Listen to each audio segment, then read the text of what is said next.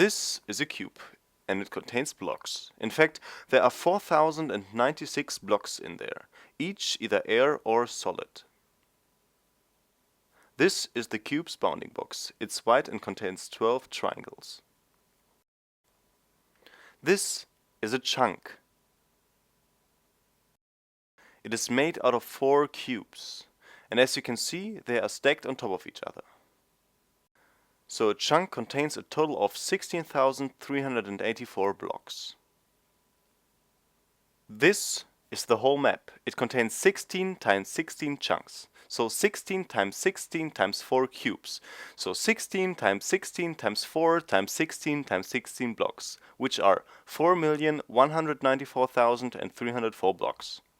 And as you can see, the video is running on a very low frame rate. If you discard the frame loss resulting in recording the video, this runs with about 5 frames per second.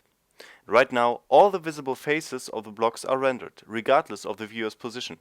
And I don't recommend playing any games with 5 FPS, because if you do, you might suffer from uncontrollable anger, you might smash your keyboard in someone's or even your face.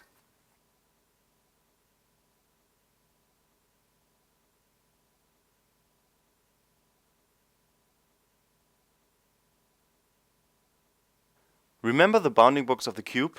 Remember how there are 16 times 16 times 4 cubes in the map?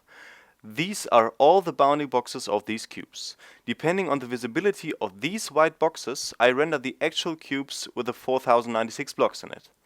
The count of visible pixels that have to be on the screen in order for the real cube to be rendered is arbitrary. Here I slowly increase it to about 3000 pixels, and you see that if the cube are too far away in the back, they will not be rendered.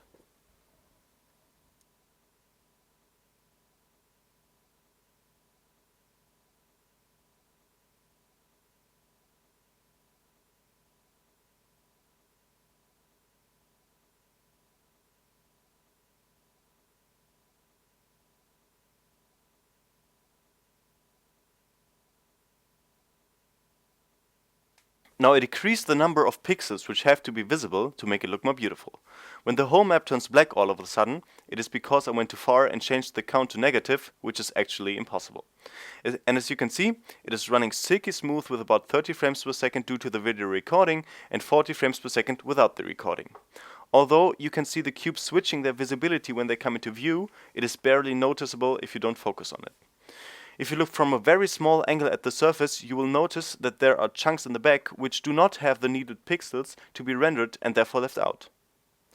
So this is the technique of occlusion culling. Of course, I am working with the somehow worst case, and in an actual game engine it will run even faster, because less faces are visible and chunks will be in front of other chunks due to mountains more often. So thanks for viewing the video, I hope you learned something, and until next time.